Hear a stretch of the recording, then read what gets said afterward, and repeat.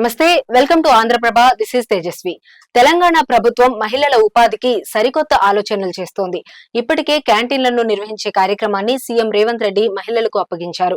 ఈ క్రమంలో మరో కొత్త కార్యక్రమాన్ని ముందుకు తీసుకొస్తున్నట్లు తెలుస్తోంది.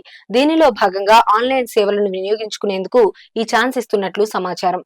ఆన్లైన్ ద్వారా ప్రభుత్వ, ప్రైవేటుకు చెందిన వందలాది సేవలందిస్తున్న మీ సేవా కేంద్రాలను ఊరూరా ఏర్పాటు చేయాలని రేవంత్ ప్రభుత్వం నిర్ణయం తీసుకుంది. మహిళా శక్తి పథకం కింద రాష్ట్రంలోని స్వయం సహాయక సంఘాల మహిళలకు వీటిని మంజూరు చేయనున్నట్లు ప్రభుత్వ అధికారులు తెలిపారు. ఆగస్టు 15 నాటికి వీటిని ప్రారంభించాలని రేవంత్ సర్కార్ ఆలోచన చేస్తుంది.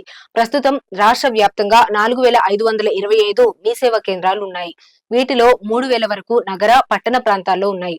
రాష్ట్రంలో 12769 గ్రామ పంచాయతీలుండగా 1000 వరకే గ్రామాలున్నాయి.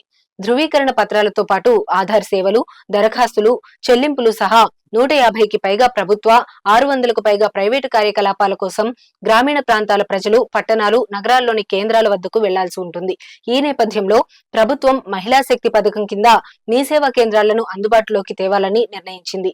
విలేజ్ ఆర్గనైజేషన్ పేరిట మహిళా శక్తి మీ సేవా కేంద్రాలను రాష్ట్ర ప్రభుత్వం మంజూరు చేస్తుంది. సెంటర్ ఏర్పాటుకు 2.50 లక్షల రుణాన్ని స్త్రీనిధి ద్వారా పంచాయతీరాజ్, గ్రామీణాభివృద్ధి శాఖ మంజూరు చేస్తుంది. వీటితో ప్రభుత్వాధికారుల పర్యవేక్షణలో పేరొందిన కంపెనీల నుండి కంప్యూటర్లు, ప్రింటర్లు, జీపీఎస్, బయోమెట్రిక్ పరికరాలు, కెమెరా, ఇంటర్నెట్ కనెక్షన్ కొనుగోలు చేయాలి. కేంద్రాలు ప్రారంభమైన తర్వాత మహిళా సంఘాలు రుణాన్ని నెల నెల తిరిగి చెల్లించాల్సి ఉంటుంది.